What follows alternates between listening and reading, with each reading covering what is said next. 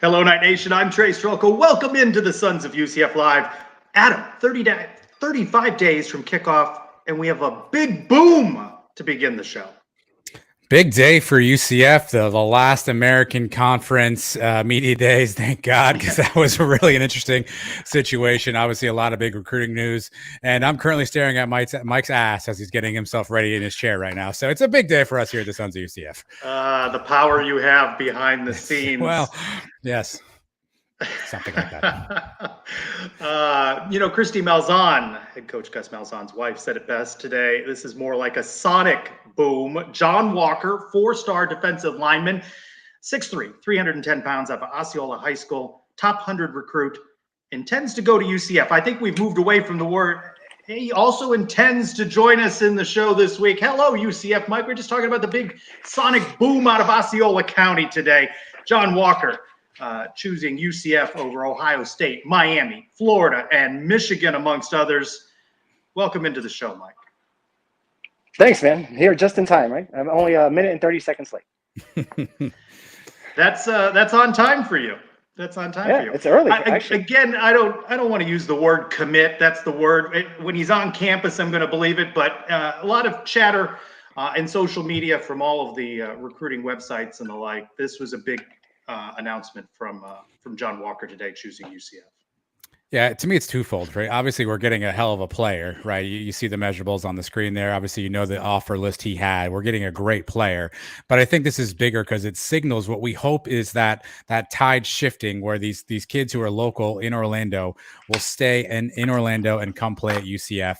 We've always said it just takes one domino to fall. Other kids see that happening, and they want to follow along as well, too. So this hopefully is the beginning of an era where we're able to keep these kids home, keep them in Orlando. I'll give Gus credit. He came in early and he said, I'm going to recruit like my hair's on fire. I'm going to keep these guys in Orlando. And we all were like, okay, Gus. Yeah, we probably all rolled our eyes a little bit.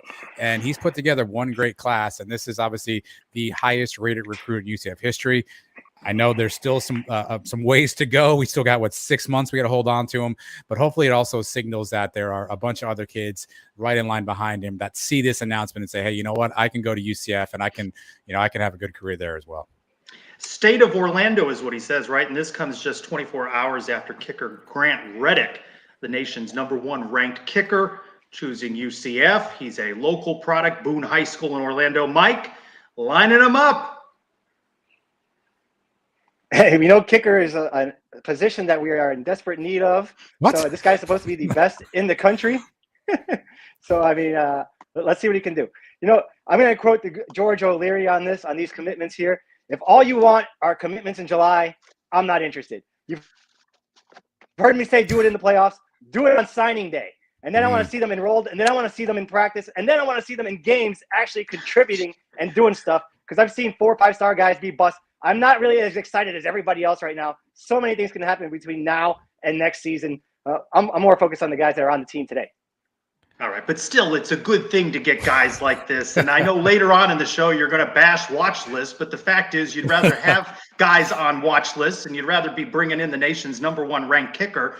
These are good days for the program as Coach Gus Malzahn puts that fence around Orlando and makes it UCF-centric. So I still think, Mike, you're looking at this in a negative way. These are good days for UCF. Sure, it's better than them picking Ohio State over us. It's better than the #1 kicker going to the Cows. But like I said, they're not here yet. So when they're here, talk to me then.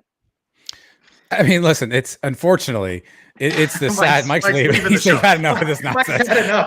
It's the sad state of where we are, though, that we have to hold on to these kids now for the next 6 months. There were late rumors that Miami was making a run at John Walker. Will something happen at the end? That's the. We talked about this in the previous show. We call these reservations. I don't think we call them commitments, or I forget what we were calling them. Intentions. But again, this is huge because if another kid who's in Orlando sees this and says, hey, you know what, maybe I can go to UCF too. There's rumors that there are flips out there that are coming our way. There's rumors that there are quiet commits. I thought it was interesting. Brandon Helwig, by the way, kudos to Brandon for making like the 6-hour drive, 20 miles to get out there for the announcement. John Walker told him in that interview that he'd been committed for 3 months. So that's not only, is he coming to UCF, but he made that mind up a long time ago. He could have flipped that at any point in time. So hopefully that bodes well. But Mike's got a point, right? Until they're on campus, until they're in class, you want to celebrate a little bit, but you also want to leave that 1% for, hey, you never know. All right, Mike. So hot off the presses, the good news is UCF's preseason schedule is announced, the first week of it anyway. Players report July 31st. First practice August 1. They practice the 2nd, the 3rd. Media day, week from today on the 4th, and then a scrimmage on Sunday, August 7th. So that's actual football players taking the field, Mike. You got to like that. That I do like. I'm looking forward to the videos you're going to have posting on all these practices. And scrimmage on August 7th. That's scrimmage 1. Gus said by scrimmage 2, he wants to know his starting quarterback. Is it possible that by fan day on the 13th, a week after that, we know who the starting quarterback is? I think that's a pretty good that's a good question. That may be. And I think media day being held earlier so that he doesn't have to keep hearing that question, right? And the players hearing that question, they'll have that announcement soon. Today also, AAC Media Day via Zoom. Yours truly camped out in it from the snooze fest that was Mike Oresco, reading off a stack of papers. Geez, longer than a presidential inaugural address. He went on and on, 40 minutes, I think it was. But the preseason media poll, I'm glad I was asked to be a part of that. UCF coming in 3rd in that with 7 first-place votes. Houston narrowly edges out Cincinnati. They got 7 first-place votes. Cincinnati with 10. I don't understand that. They weren't my selection. But UCF coming in 3rd in that, of course, doesn't mean anything, preseason media poll, but you can see that those 3 schools moving out of the American into the Big 12 ranked 1, 2, 3. I have a question. Trace, you had a vote in the media poll. How did we not get a vote? How did you get one? Under the Sons of UCF umbrella? And if it was under the Sons of UCF umbrella, how did we not come together on this vote? You got the whole vote by yourself? These are interesting questions that I didn't think about and didn't include you in when I cast my vote. Well, yeah, we'll get back to that post-show meeting. Yeah, post-show meeting. There need to be some more meetings. Apparently. More meetings about the meeting. Is anyone surprised by this, though? I mean, listen, Houston, Mike has been saying this since day one. Houston's got a really favorable schedule. They have a lot of returners on offense. We had Joe Broback on, I think, a month or so ago, talking about how good Houston was going to be. Cincinnati, I mean, they're a media darling. A lot of the media like Cincinnati. That's the one that's interesting is that, again, I still challenge anybody to tell me the name of the Cincinnati quarterback.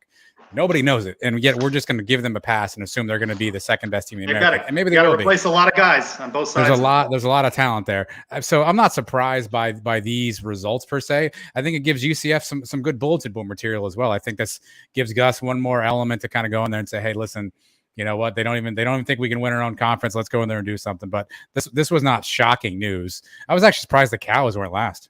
Poor Temple. Oof. Yeah, poor Temple. Coach Malzahn, Isaiah Bowser, Ryan O'Keefe addressed the media about 3 o'clock. Adam able to bring together some video. This, I believe, is Coach Malzahn asked about the quarterback, challenge there. I would say it's even as it can get. They both finished spring very well, and we just told them that, hey, we're going to go in this fall camp. We're going to have 2 scrimmages early. I hope that we can name a starter by then. But my experience with quarterbacks, setting a date and all that is really tough because usually it's a time in fall camp or before the season that something happens where everyone on the team knows who the starting quarterback is. And a lot of times the coach doesn't even have to say anything. So we're hoping that happens. The good thing is that we have 2 guys, like I said earlier, that we can win with. I asked on my Twitter this week, temperature check, who's going to be the starting quarterback? Went 60-40 to John Rice Plumlee, and he has had a consistent edge in that poll as I've asked it over the last couple of months. Let's talk more about the day's big news with Jason Beatty, covers the UCF Knights for the Orlando Sentinel. Jason, welcome back to the Sons of UCF Live. Thanks for having me. All right, so much we could talk about. We could talk about that quarterback situation, could talk about that AAC preseason media poll, but let's begin with this big boom out of Osceola County at 6 o'clock. The Knights landing John Walker with a commitment. Yeah, he's the highest ranked recruit in UCF history. He's, just a really talented, he's a massive human being in general. I've talked to him a couple times. He's a really good kid. Kenny Martin, the defensive tackles coach, put a lot of work into land Walker.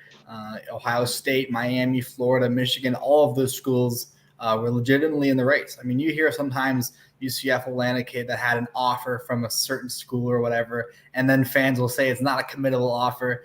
I'm telling you right now, if you go to the Ohio State message boards or the Miami message boards, fans are upset about this. UCF outright beat those other programs to land Walker, and it's a really big commitment for Gus Malzahn and what he's trying to do at UCF. Is he done yet, Jason? I mean, there's rumors of a lot of other kids. I guess what do you think this signals bigger picture for the program? Obviously, highest rated recruit in UCF history, hometown heroes, a thing Gus has been talking about. You saw John Walker mention that. Do you think this is the start maybe of I don't want to say recruiting boon, but is this a start maybe of Gus kind of closing that State of Orlando off?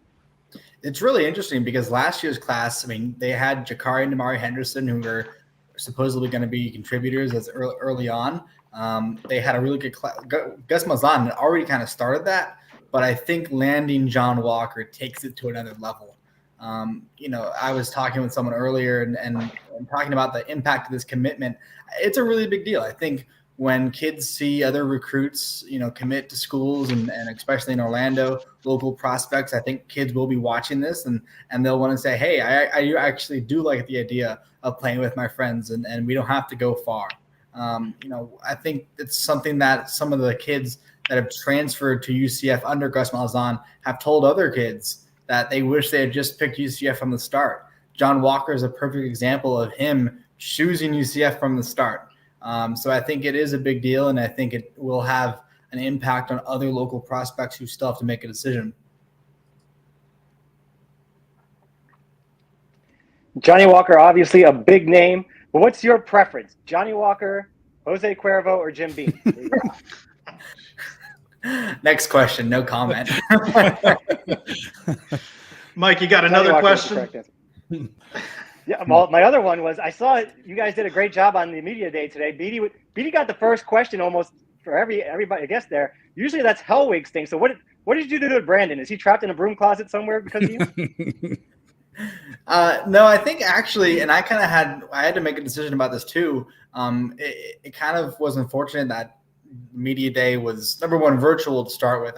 I just thought that was a really big missed opportunity for the conference. But the fact that it happened to fall on the same day is such a big announcement for UCF recruiting. It wasn't just John Walker announcing his commitment, but Jakeem Jackson just committed to Florida and Derek LeBlanc committed to Oklahoma. So we had three local recruits. I know Brandon Hellwig, doesn't care about kids who pick Oklahoma or another program outside of UCF, but as the Orlando Sentinel, we had to cover local recruiting, obviously. So I made the decision to handle media day. We had Chris Hayes at John Walker's and the other guys' announcement. I know Brandon went to the announcement, which is obviously great. But it was an hour drive down there, and there's a lot of traffic, obviously. So with the timing of media day, that's where Brandon was for sure. Plus, Jason might not have made it back for the 8:10 time slot on the Sons of That's UCF what line. That's the what other it was part. all about, really. What's your big takeaway from Coach Malzahn speaking to members of the media today? He touched on the quarterback battle. Did you find his comments interesting? Yeah, that was something he hadn't really revealed in terms of how previous quarterback battles have gone. That was something I actually wanted to ask him about. Obviously, this isn't his first go-around choosing quarterbacks. I had done some research leading up to media day, how he handled battles at Auburn. Most of the time, he had made a decision before. At least, I think the latest was, I don't remember what year it was, but there was a report, an old report from an Auburn newspaper saying that the latest he had ever picked was a week before. So generally, he does, when he says he's going to, they're going to have two scrimmages, which tends to be about halfway through, just based on previous camps. I think he does really mean that. Some folks like the idea that, they're playing South Carolina State in the first game. I'm sure both quarterbacks, maybe even Tommy Castellanos, will see the field. And really, the starter will be decided for the Louisville game.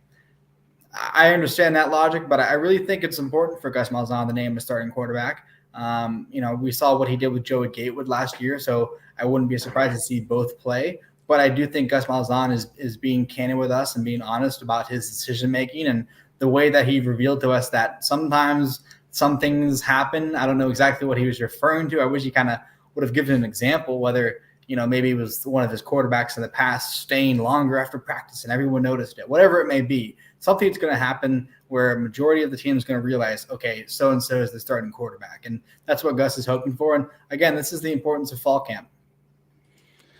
First off, shameless plug. Jason does great work at the Orlando Sentinel. If you don't subscribe to that, you can absolutely do that. He's got some great stuff he posts, Jason. And outside of the quarterback, what are the other storylines that you're going to be interested in following this fall camp? I mean, quarterback, we understand, but what are the other things maybe other folks aren't thinking about or looking at that you are kind of keeping an eye on from a storyline standpoint? Well, linebacker is obviously an obvious one as well. He touched on that a little bit today. That seems like the only big question on defense. I think that's accurate. Just if you look at all these watch lists that come out every single day, UCF has had someone on most of them outside of quarterback and linebacker, right? So they have talent almost everywhere else. I think kicking will be interesting. I know that's something they addressed in recruiting yesterday, landing a commitment from a local boom kicker, who's a highly rated recruit. But Daniel Barsky's entering his senior season. They have Colton Boomer, who was able to enroll early. It sounds really lame to say that, but in terms of the kicker is an important one. But it is important because you look at how UCF has struggled the past couple of years. It's decided games flat out. So, obviously quarterback's the main one, linebackers there as well. But I think watching the kicking battle and seeing if Colton Boomer can give Daniel Barsky a run for his money is something I'm going to be keeping my eye on. The schedule works out pretty good for us. We don't leave the state of Florida until October 22nd. We have 7 games at home this year. We play the 4 teams that we lost to last year at home this year. What game concerns you the most on the schedule? I mean, I think, until you beat Cincinnati, in terms of conference schedule, Cincinnati is the number 1 game, in my opinion, just because the fact that you haven't beaten them in a few years. We all saw what they did last year. I heard you guys talking about who's going to be the Cincinnati quarterback. That's going to be interesting for sure. I do tend to agree that when you lose so many NFL draft picks like that, like they had 8 or 9 guys drafted, that's hard to do. I know they had a couple transfers and they've been recruiting at a high level as well. Non-conference schedule, obviously, I think UCF wants to take advantage and beat up on Louisville at home. That loss last year, obviously it hurt the team a lot to lose so many guys on the field, but to lose that game, I think, had an impact on the rest of the season for sure. So, Cincinnati in the conference schedule, and I think Louisville as well is a really important game for the team. Adam, we have one more soundbite, right, from the question on Isaiah Bowser. Is that one that we have? We sure do. We want to hear that. Play that so we can get a little reaction from Jason. Here we go. Well, I do think Isaiah is one of the best running backs in all of college football. And, last year when he was healthy and playing, we were a completely different offense. And he's going to stay healthy this year. He's going to have a great year. As far as carries, I think if you're playing one of the top teams, you could see him carry it 30 times. But, the great thing we have now is we got great running back depth in that room. Johnny Richardson's a guy that, they were a 1-2 complement last year, and we got some other guys that can really play. So we'll try to be strategically smart with the number of carries, but the bottom line is winning games, and he's one of the best running backs in the country. Coach Malzahn on number of carries was a question I asked. He's also asked about, Isaiah was asked, what are you doing to stay in healthier shape? And he talked about yoga today. That was pretty interesting. I didn't know what he was going to say. I mean, he could have said, "Oh, I've been drinking a lot of protein shakes" or something like that. But to say yoga, I thought was really interesting. He obviously understands the importance of his health. I thought that question, what you asked him, was a good one. Gus Malzahn, what was the number he mentioned again? It was somewhere in the 30s or 40s, right? If you look at the Boise State game last year and the Florida game in the Gasparilla Bowl, he was over 30 in both those games. So, like he said, when the opponent is big time, he's going to get over 30 carries most likely. With that said, I think Johnny Richardson's a really nice complementary piece to Bowser. They're obviously different in size, but they both are really fast and can really thrash at defenses. I just think until we see Isaiah Bowser go through an entire campaign, you've got to be careful with how you use him. I mean, why burn him against South Carolina State, for example? Yeah, no, I agree. And I think that, there's a lot of reasons why kids decide to come back to school for an extra year. I think it's great that he did that. But if he had gone 100% healthy throughout the entire season, he probably would have gone to the NFL draft. I mean, I think that's something in the back of his mind. He needs to prove to the league that he can stay healthy and be a consistent running back that's going to be able to deliver, not outrageous numbers every single game, but someone who can stay healthy and be consistent for sure. Jason, you all at the Orlando Sentinel have had a chance to talk to Terry Mohajir a few different times of late. And one of the things he talked about going to the Big 12 was obviously a need for fundraising, a need to continue to up the financial dollars. We've seen deals lately. There's a sponsor of the club now. There's a new sponsor for media rights. Do you have any sense yet for how UCF is doing on that fundraising trail, or how, at least how Terry's benchmarking where they are right now compared to where they want to be? Well, I think, Terry Mohajir said it himself. They still have a long ways to go. When I was doing reporting on the multimedia rights, which I think was an important deal, a lot of people were like, oh my gosh, this is incredible. And it is a really nice chunk of change. But they still have a long ways to go. I think when they shared those numbers, when they launched Mission 12, they were near the bottom of the league in a number of areas. A couple of things have to happen for UCF over the next decade or so. Either they need more alumni to donate, or the average alumni needs to donate more. Obviously, the best answer is both those things: more people donating more money. They still have a ways to go in that area, but I think Terry Mohajir is doing some things. You look at these different deals, and if he can put a dollar sign on it, if that includes the fourth floor, the club level, putting a sign on the door for a company, he's going to be able to do that. So. And that's a strategy that he's made clear in every project he's going to, create capital projects. You're talking about what they want to do with the football stadium and the surrounding area. They're going to try to make money on every single thing they make. So, they're on the right direction, but they still have a long ways to go for sure. Kind of piggybacking off of that, we saw Gus riding around in a Rolls Royce yesterday or a couple days ago. Let's say tomorrow you hit the Mega Millions, you win $1 billion. What are you going to do for UCF? What would be the first thing you improve? I mean, as an independent journalist, obviously I'm a proud UCF alum. It would be, great one day, far in the future when I'm not covering the team anymore to, support UCF, obviously. I remember a friend of mine's mother has made a joke about, all these schools asking for donations. And she said, I already committed $60,000 over 4 years, referring to the tuition, obviously. No, I think the Rolls Royce was a really intriguing decision. I've seen Lamborghinis and Ferraris and some of these other larger schools bringing these cars in. It's flashy. It's exciting. I'd love to know the backstory on how they got that. I'd heard about it the night before.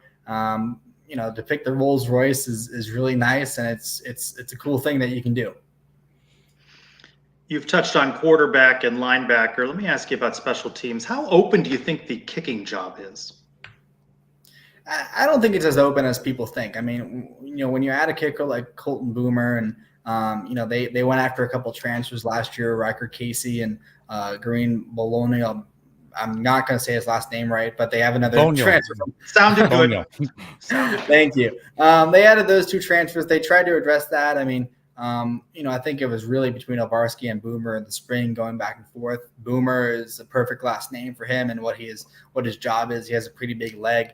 But at the end of the day, it's about pressure, and Obarski's obviously had some challenges with that, most notably the Memphis game a couple of years ago. We all saw what happened on the sidelines there. But at the same time, even with the kicker they added to the recruiting class this week, who won't be on campus for another year, you still have to make your kicks under the bright lights.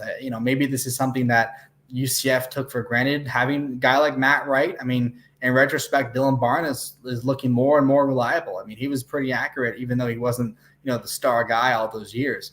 But I think Daniel Obarski has the job. But Colton Boomer is definitely going to, make a push for it too. Jason, what's obviously camp kicks off and what do you see or what do you sense as camp's going on, the difference between year one with Gus and this year? Obviously more time under his belt this time around. Do you sense any difference between the way camp is running or the way that things are going to fluctuate with a year two under Gus? Well, camp starts next week, so I can't exactly answer that in terms of fall camp. But looking at spring camp specifically, and kind of how things are run in general. I think every time when you bring in a new coach, you don't know exactly what to expect. I think this year, put simply, the athletes had a better idea of what to expect. They had some more organization. Things were run smoother. Not saying things weren't smooth year one, but you have an idea of what things are going to be like with the coaches out there, and everyone knows each other this year, and they have a bond already. They've created some memories from last season. They've built trust over the past year. So I don't think things are going to change too much. Obviously they can, because camp does start next week, but I think in terms of like team chemistry and the way things are run and the expectations and whatnot, it's obviously better than it was last year for sure. Here's probably the most important question of the night. You get to work in person with Trace Trockel all the time at these press conferences, right? Now you see him today on screen. He's got a little beard stubble going on. If you saw him last week, he had hair on his head. We've seen a full beard. We've seen a mustache Trace. What is your favorite face of Trace? Well, I mean, it's always fun when he comes back with a mustache or something like that. I like clean shaven. That's how I wear my own beard, because it gets scruffy. But whatever works for Trace works for us, right? Got to count on Mike for the hard-hitting questions, Jason. Yeah. Jason Beatty covers the Knights for the Orlando Sentinel. Find his work online and in print. And Jason, I'll see you at a training camp next week. There we go. I'm ready to break down 15 minutes of practice. That's right. I saw 20 minutes on the update. So just prepare yourself 5 extra minutes, Jason. Stretch if you have to. Do what you got to do. Yeah, that's going to be big time. Yeah, there you go. Thanks, All right, Jason. Thanks for being with us. Thank you, as always.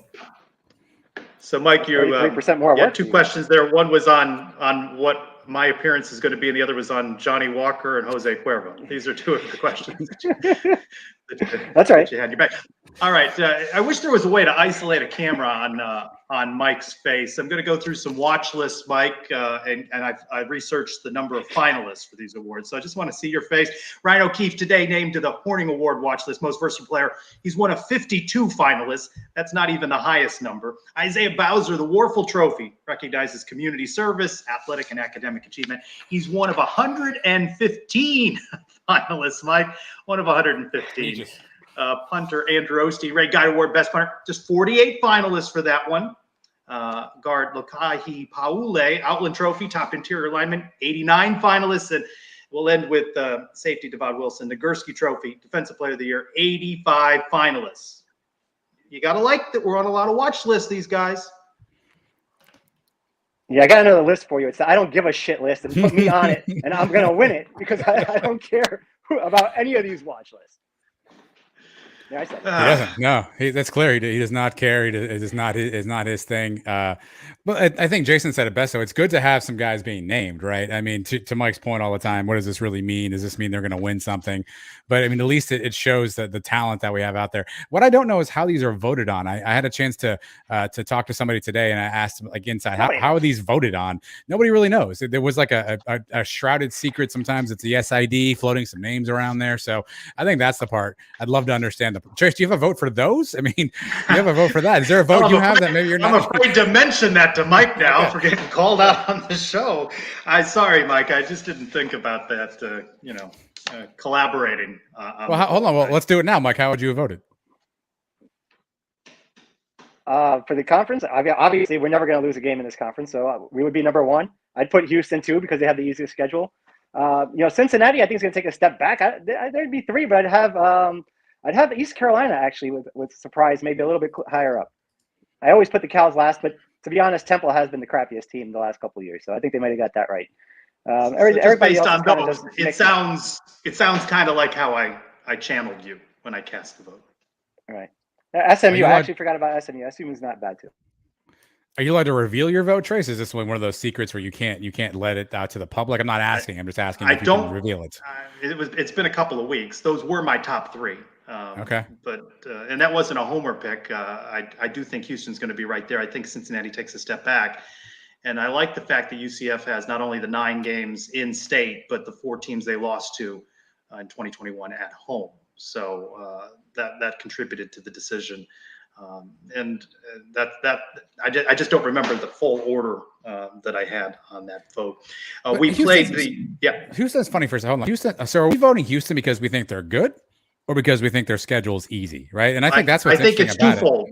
They don't have UCF and Cincinnati on their schedule, but as Coach Holgerson said today, they're very experienced. They've got a veteran team, so I think that senior-laden team is going to be a difference maker for them. Yeah, because I mean, we tied them in first place votes, right? So I mean, that's what's curious. I think they're there because they edged out by 1 vote. And I think it's probably from schedule. But go ahead, Mike. Sorry. Do they get SMU at home or Memphis at home? I forget where they got them last year. So obviously it's the opposite. But I was just about to ask you that because I thought the answer would be on the tip of your tongue. I'm the one that asks the questions around here. The hard-hitting ones anyway. Yes, the question. Adam's been doing a lot of work this afternoon, putting together these videos. You're going to find all of them eventually on the Suns YouTube page, right? All from the coaches and the players at Media Day. Yeah, obviously, right now, Gus Malzahn, Isaiah Bowser, and Ryan O'Keefe, their video is online, so make sure you go check that out. And we had to at least hear from our commissioner, our dotting commissioner, one final time, Mike Oresco, all 72 papers he had in his hands. His video is also posted there now. Took a couple of cheap shots at UCF, Cherry. So I heard a Tulsa reference in there, heard a reference about some of the schools. So took a couple shots there. He did. The reference to Tulsa was interesting. Just not the best performance for Commissioner Oresco, but listen to it for yourself. And that and all of the coaches from AAC Media Day will be up on the Sons of UCF YouTube channel. Be sure to give that a subscription. We've been over the last several weeks getting to know our friends in the Big 12, the new programs that we're going to be playing against come 2023 and beyond. And this week we welcome in someone who covers Baylor, Matt Wilson, with the podcast Between Two Bears. Matt, welcome into the Sons of UCF Live. Guys, what's going on? It has been an interesting summer. I'm so ready for the actual football portion of this, though. So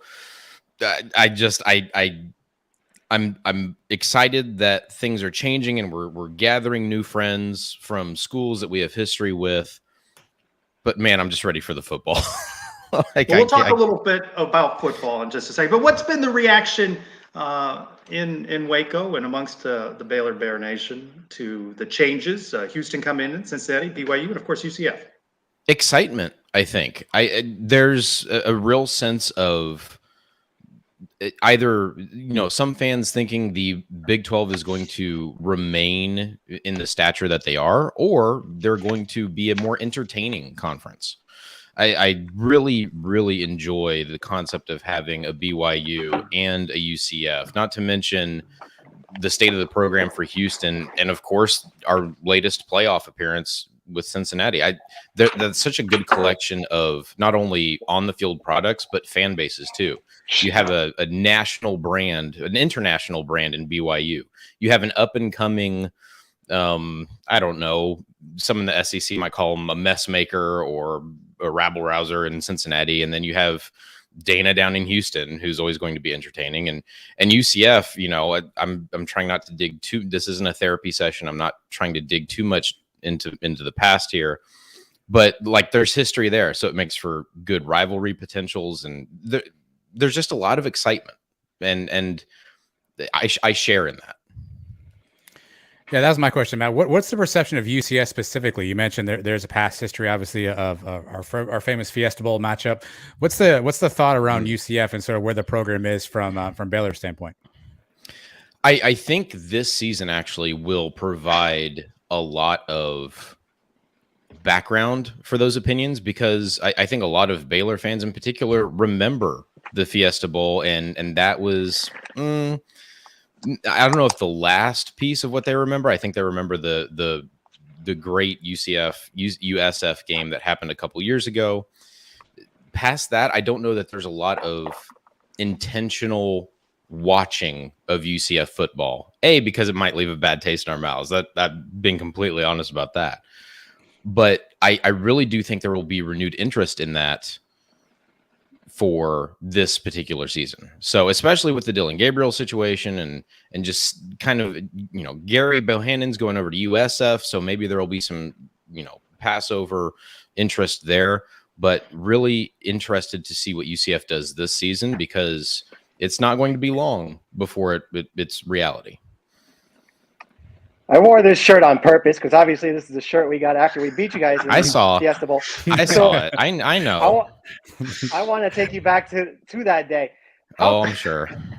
Confident were you in going into that game? How many points did you think you were going to beat us by?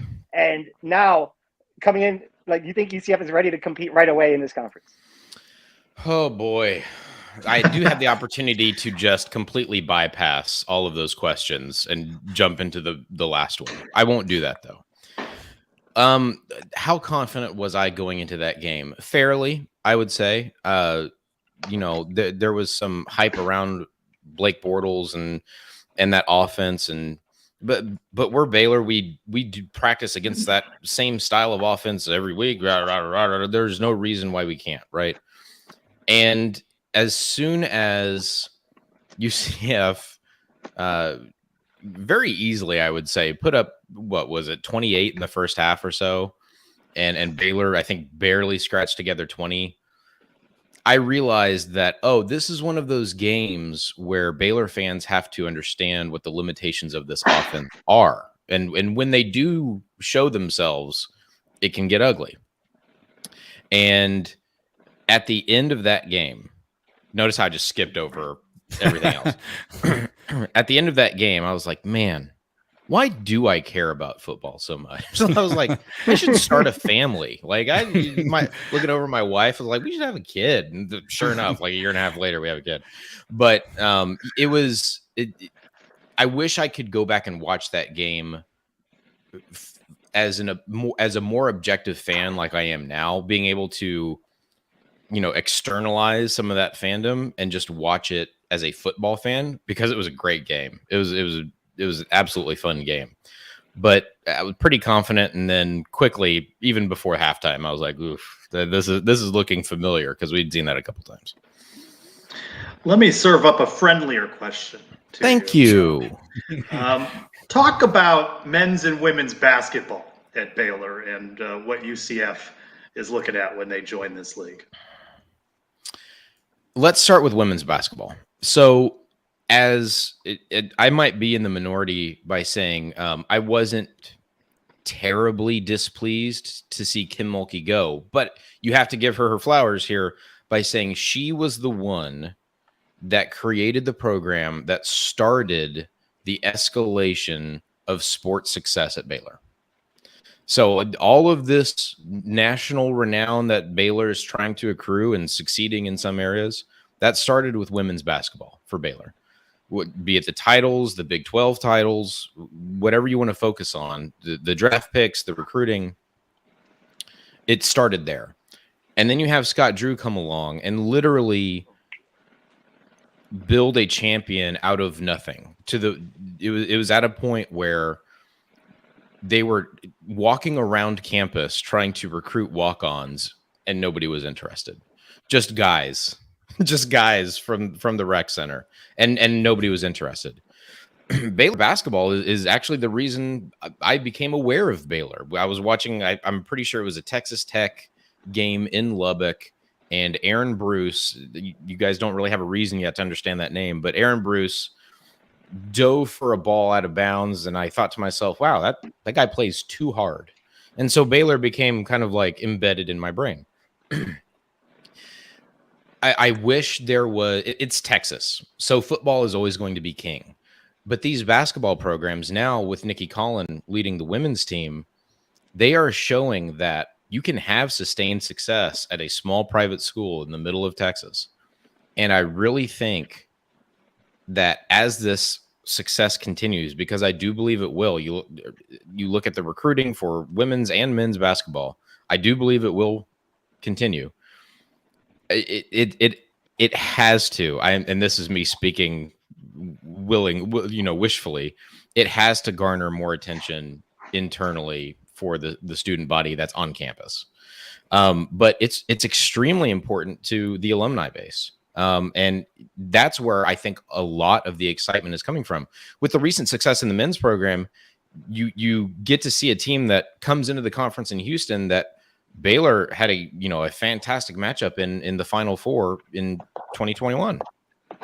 You look at a BYU program that's continuously kind of overlooked, maybe too strong, but very strong program. You look at Cincinnati, historically strong, and then UCF. I really want to see that program get back to where they were, challenging for getting into the tournament on a regular basis, because I think the talent is there and the infrastructure can be there to get them back where they need to be pretty quick.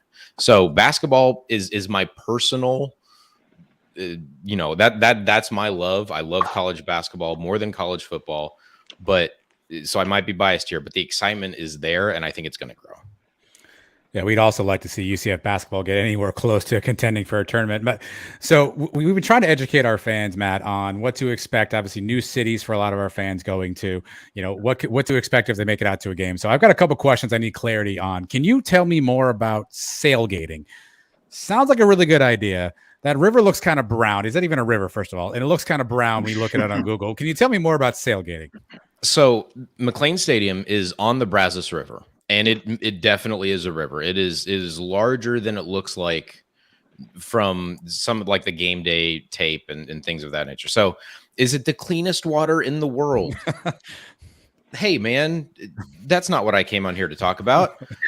But no, no, you don't want to go swimming in it. But there is a marina there for, I don't know, 2 to 3 dozen boats, and you have people that park their boat there, and that's where they tailgate, and it's fantastic. I will say though that my personal experience is that the tailgating around that marina is high level. It is truly enjoyable. I wouldn't say it is of the amped up, we've been looking forward to this one particular Saturday all year, and we've prepared for 3 months for this one particular meal. I wouldn't say it's like that LSU level yet, but it is a very relaxed, like fun, friendly environment. You have a lot of different schools that come through here and say, wow, this was fantastic. Everybody was super nice, and I hung out with people that are Baylor fans, and we just met, and it was a great experience. And then there's some more tailgating across one of the roads that runs next to the stadium, and that's where it gets a little, I'll say fratty and a little bit more of a party situation. And admittedly, that's where I go hang out to tailgate. But it's a really strong scene. Don't go swimming in the Brazos, but swing by and have a couple beers, and it's a really good time. So Dave Aranda seems to have the program heading in the right direction now. You guys obviously have a very thrilling championship game last season. What are the expectations for the team this year, and where do you expect them to finish in the conference? Who's this? Okay, so I am usually the realist amongst my group of friends, right? The people at Our Daily Bears that I talk with, I'm usually the realist. Let's temper those expectations, especially when it comes to basketball. I don't know. Let's temper those expectations. Everything will be fine, but we don't need to, put hyperbole on it. With that understanding, I am more bullish on this particular Baylor team than I expected to be. And it's because of a history of decisions that Dave Aranda has already made that has just increased my level of trust with him and this coaching staff to a level I never had with any previous coaches, ones that we won't name, and then Matt Rule, and I guess Jim Grobe in there too, who never really made any decisions anyway. But I have so much confidence in this coaching staff. I'm very high on this team.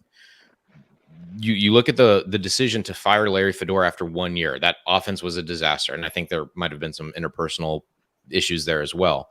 But to be that decisive that quick and make the hire of Jeff Grimes, and then to turn around and say our quarterback play has to be better, we have to be more dangerous through the air, and then to make that decision during spring ball and give Gary Bohannon the ability to go transfer somewhere where he can play, that inspires a lot of confidence in me. And if it's inspiring a lot of confidence in some nobody in Central Texas, it's got to inspire confidence in the team. I think this team will play hard, and I think there are enough experienced pieces coming back from last season's team, as well as a couple of impact transfers on defense, I think the talent level is still there. There's a ton lost on defense, and some of the wide receiver room is going to look a lot different.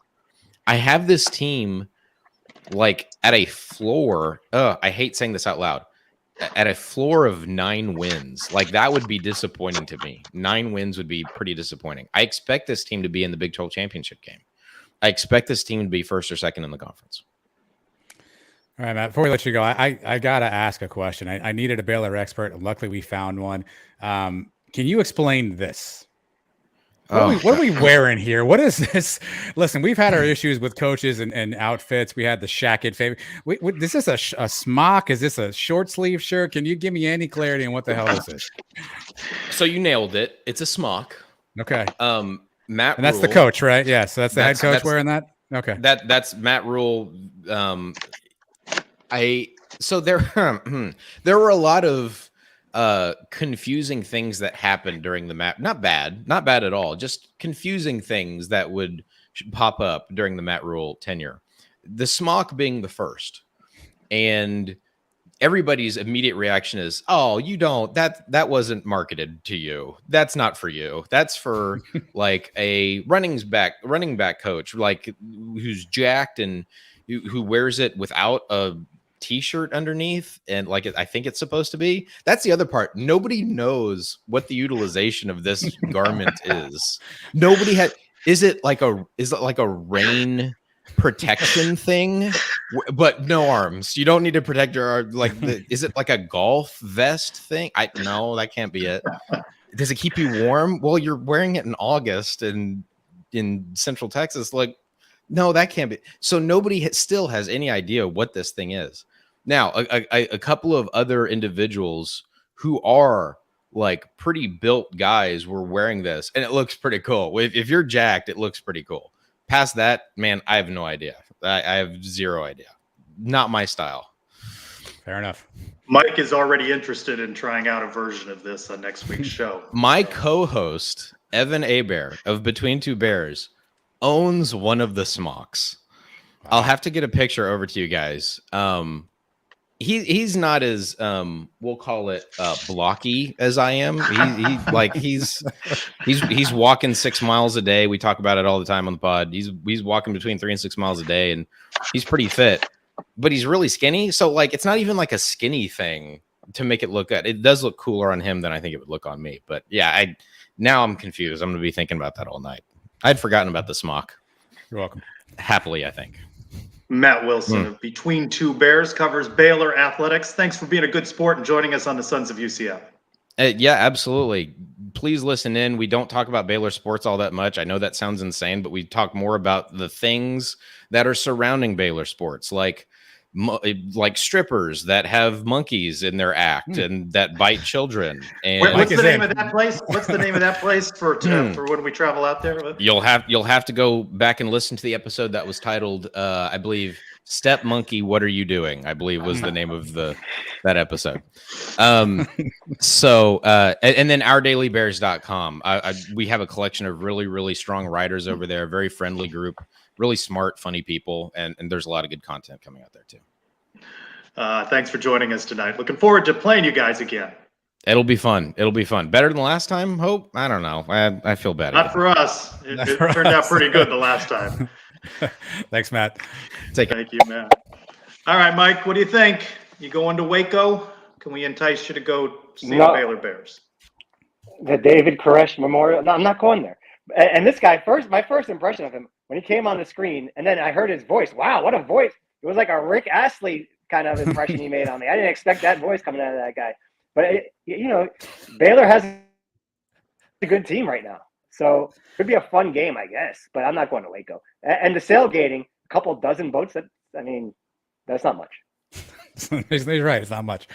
Mike has become the grumpy get off my lawn guy of this particular program. Jeez. All right. Wow. A couple of news and notes. I'm saying what you guys want to say, but won't say. Couple of news and notes before we fire up the mailbag. Season tickets announced today, 1,246 left, 97% sold out. Adam, do they sell out 35 days ago? Can Can they move 1,246 tickets? No. No. Charge on Tour, last stop, Orlando Ace Cafe, Friday, August 12th, 5 to 8. Day later, Fan Fest. Rumors that one of the Sons of UCF, Adam, might make an appearance at the Fan Fest at the arena Saturday, August 13th from 1 to 3. Truth in that rumor? It's in pencil right now. Still, it's in pencil. I'll let you know when it becomes pen. If it gets to marker status, I will make sure I announce it on the pod. Yeah. All right, we got a little bit of time yet. A couple of scheduling notes for men's basketball. Announced officially playing Missouri December 17th. Down by you, Mike. Orange Bowl Classic in Sunrise.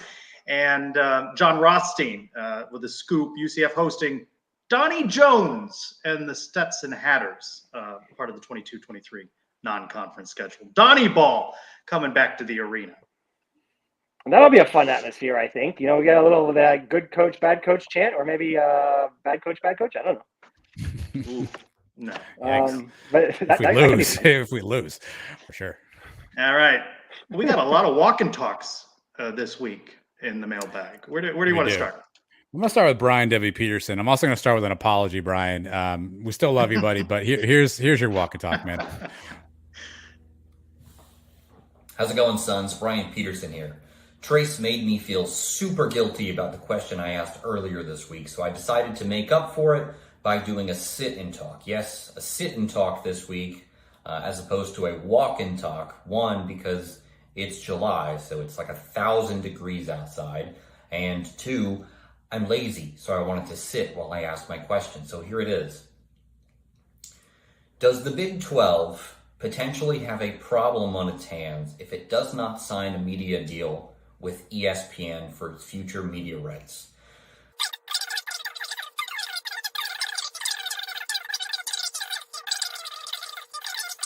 As always, I appreciate you guys and all the great content that you guys put out every week. I'll check in next week. Go Knights and charge on.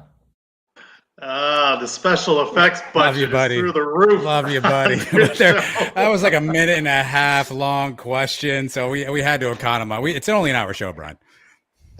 Yeah, good thing you cut that. I would have been sleeping by the time he was done asking that thing. His question, though, was not signing with ESPN. Right, is that a problem? And I think he's probably onto something there, right? Because ESPN will ignore that which is not on their airwaves. So that probably is a bit of an issue at some point. But at this point, it comes down to money versus, exposure. I think UCF's in the money camp at this point. So let's take the money on that one. ESPN does run all of college football. And it's because, all they promote all day. And everybody knows how to watch the games on ESPN. It's either on ESPN, ESPN2, or on the Plus. If you're on CBS Sports Network, you kind of get lost in the mix. Even the Fox Sports 1, I don't think anybody knows what channel that is either. So I think it's very important to keep ESPN in the mix at least. Perhaps the highlight of the week is the walk and talk from Jan and Brett. It's interesting. They're in actual South Florida, right? Yes. Mike, you live in actual South Florida, right? Connect the dots, friends. Hey Night Nation, Jan and Britt coming to you from South Beach and the Clevelander. So we can't walk and talk because there's too many people. So here's our question. Seeing how the bounce house is pretty much sold out this year, are we going to go undefeated at home like we do every year that we're sold out? I believe we are. Britt, that's right. Britt believes we are too. So, what do you think?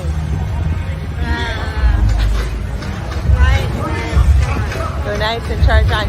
Check out her shirt. And can I just say that we have walked through a plume of marijuana smoke, and I'm not sure, but I think Britt is high. Oh yeah. I think Britt is high. It's an eventful mailbag so far. It's going to be tough to top the rest of these at this point. By the way, the shirt Jan made for us said it's all about the UCF down there in real South Florida. So a little dig there. Yeah, I think they can go undefeated. I'm sorry, I cut the video. What was the question? I forgot the question. Will UCF go undefeated in its 7 home games this season? I think Louisville's a challenge, and Of course, still got to get by Cincinnati, SMU, but I like their chances. I'm going to say yes. Yeah, why not? We were obviously good at home last year on natural grass where we were better. I'm going to go with a yes.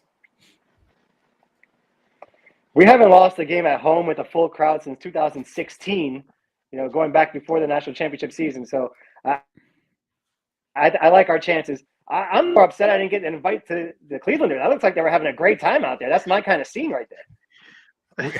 I can't prove you weren't there, Mike. Nobody really can. We have one more walk and talk, though. One more. Our buddy Robert, 2 letters, 2 words. Well, is it, though? Hey, Night Nation. What's going on? It's Monster the Barber here. And I have a question from my guy at 2 letters, 2 words.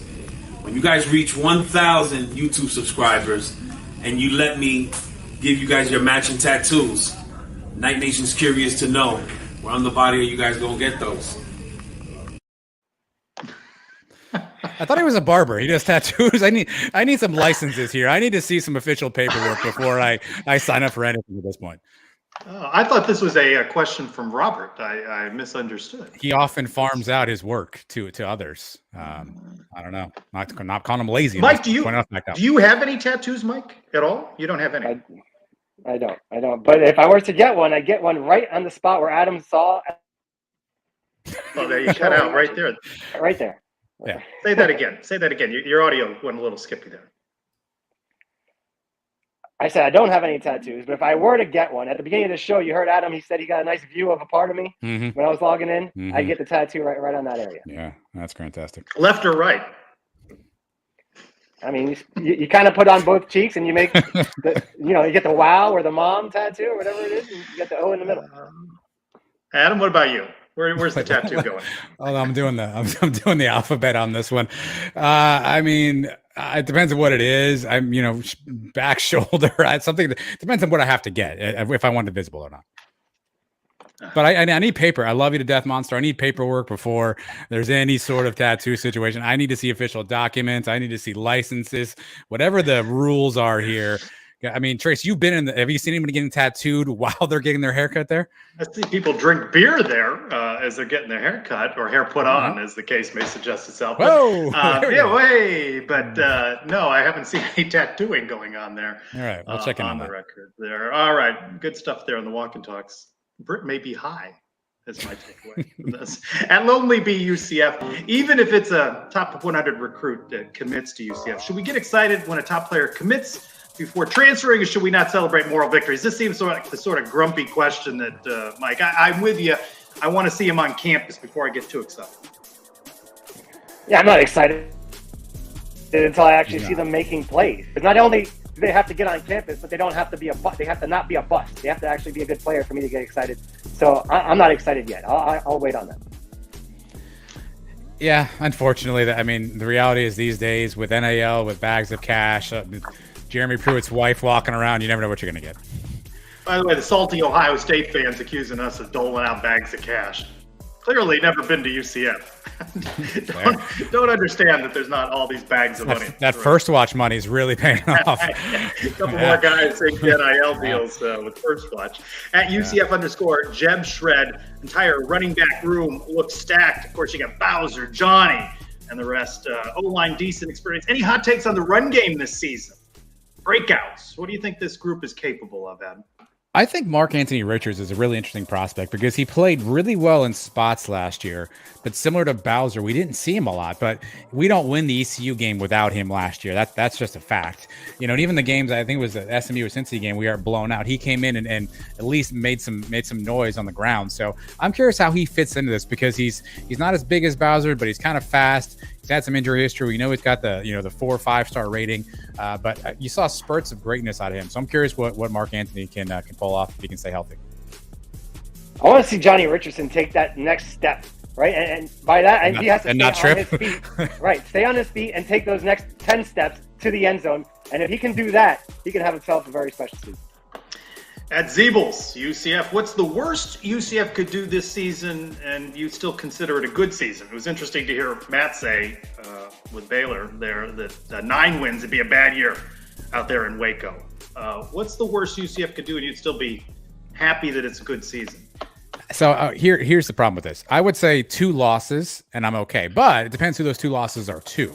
If we lose to Temple and Navy, that's not going to work, right? But if you tell me we lose a 1-point game to Louisville and a field goal to Cincinnati, I'm not happy with that, but at least I could see the trajectory. But if those 2 losses are Cows and Temple, I mean, just shut the program down.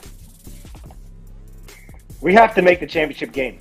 We haven't been in it in a few years now. We have to get back to that game. Not even saying that we have to win that game. We have to get back to championship Saturday.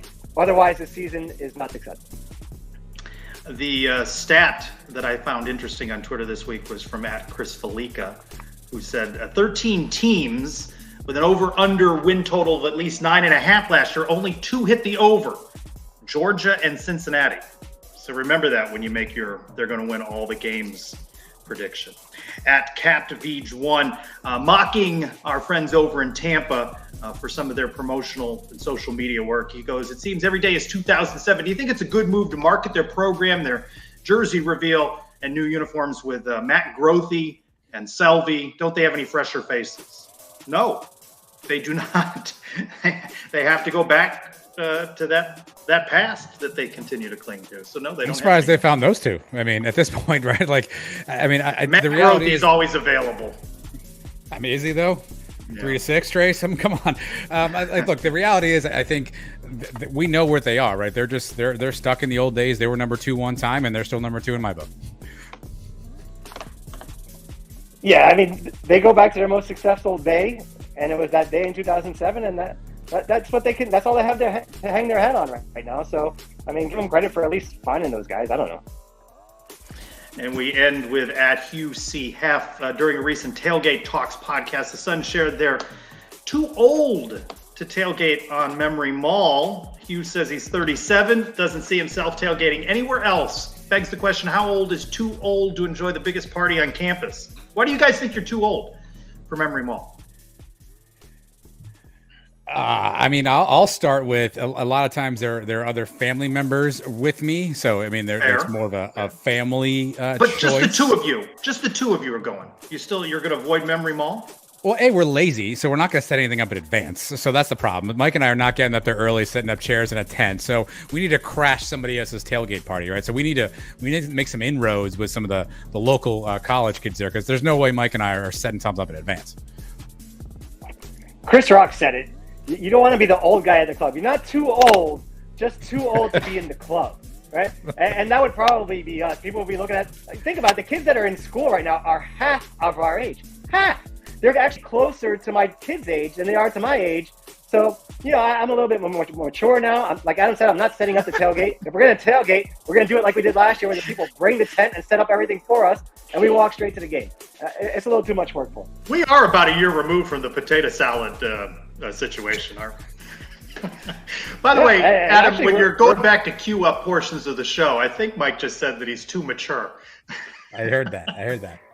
I did. And we're only about 6 weeks away from my next potato salad party for the Louisville game. So be ready for that one. There you go. Is it potato salad part due? You're not making anything new? I saw he was personally lobbying Terry Mohajir for hot dogs in the Cabana today. Oh, so my goodness. This could be a food on the Twitter today about that with Terry. This could be a food treasure train for Mike. Potato salad at the tailgate, hot dogs at the game. I mean, he's all set after that. Burger you afterwards for a couple of cold ones. Oof. Holy Trinity. Mike, you did make an interesting yet forceful point to Mr. Mohajir today when you mentioned that if everybody can drink all over the stadium and we're going to take away things from the Cabana, what's the joy in the Cabana? I think they're going to have to navigate that. And we've been talking about that over the course of the year, that from a revenue standpoint, they may open up some avenues there with beer sales across the stadium, but you got to reward those folks in the clubs. I understand what they're doing. They got to make the money. I don't have any problem with them selling beer at other spots. I still like my Cabana seats. I like being at the 50-yard line. I like having the party deck where I can stand and watch the game if I want. But the thing that threw me was they said that they're not going to serve alcohol or liquor anymore, and they're only going to have those pre-made drinks. That doesn't sit well with me. For me, it doesn't affect me. I drink beer, but my wife, she likes to have a vodka. My buddy that I go to the game with, he doesn't drink beer. He only drinks his Tito's and all. That's going to cause a problem if that's true. I heard later in the day that there was a lot of backlash, maybe from me, and they're changing course. There will be regular liquor in Cabana. I'm surprised you didn't at Jimmy Skiles on your hot dog point, too.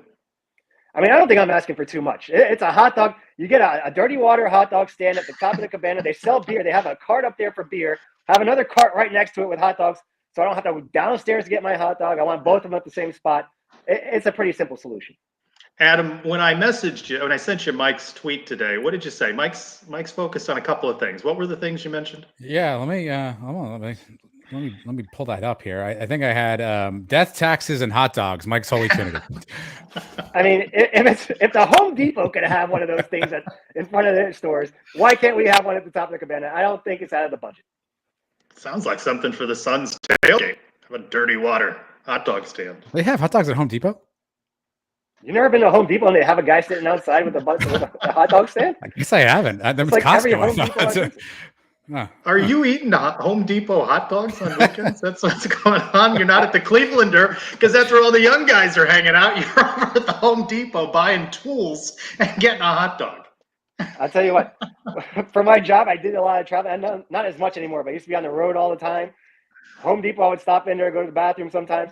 And for a hangover on a Monday, you go there, you get the hot dog, you get some onions put on there. They actually do a good job with their hot dogs. It's not a bad option. Adam, could you scroll? Do you have Elo's comment that you could bring up as we end this this show? What was the Mike? You may have missed it. We need video clips of Adam's looks when Mike asks guests awkward questions. My favorite part of that whole interview, though, was Matt Wilson's dog in the background, which he tried to blur very nicely, but it just was not working. And that dog was all over the couch behind him. I started to laugh, but I wasn't on camera when I saw the dog. I thought we were going to have an indecent exposure. Mike, you've got a kindred spirit here. You and Mario can go grab a couple of hot dogs at the local HD. They're not bad. I'm telling you, it's just like walking around the streets in New York. You get a little dirty water. Bring Jason Osborne with you too. I mean, get yourself a 3-person car. You're set. Get Jimmy Skiles on the phone right now. Get him in touch with the guy at Home Depot and get a hot dog stand at the top of the cabana. It seems like a top 5 list. It seems like one of those things where you cut, bench, and fire and start all that with the hot dogs. I think there's some memes that you could create with that. They got 5 weeks to get it done. I think that's plenty of time. And I put them on notice last year about it. So, and I guess they got to do something about the buns. I wouldn't know because I didn't get any hot dogs last year because they didn't have any at the top of the cabana. So let's get that figured out, boys. Oh, boy. I want to thank Jason Beatty of the Orlando Sentinel for getting everything set for us as UCF football preseason camp gets underway next week. Players report on Sunday. Camp gets underway Monday. We'll have some video on my Twitter at SignPez if all goes well and I make it out there so you can overanalyze those throws and handoffs and stretching exercises. Media Day next Thursday. Hope to have some sound from that on the next Suns Live. And, of course, the Suns will be breaking it down on their show. We thank you. We thank Matt from what's it called? The show Between Two Bears. Between Two Bears. Don't have that quite memorized yet, but and we thank everyone for joining us. Don't forget, check out the YouTube page with all of the interviews from AAC Media Day. Hear from Coach Malzahn, Isaiah Bowser, Ryan O'Keefe, as well as the other coaches in the league. Get to know the programs the UCF will be facing. Just 35 days out from kickoff. All right, Terry Mahajer, get those hot dogs lined up for Mike. For Adam and Mike, I'm Trace Scholko. Go Knights! Charge up. Go Hot Dogs.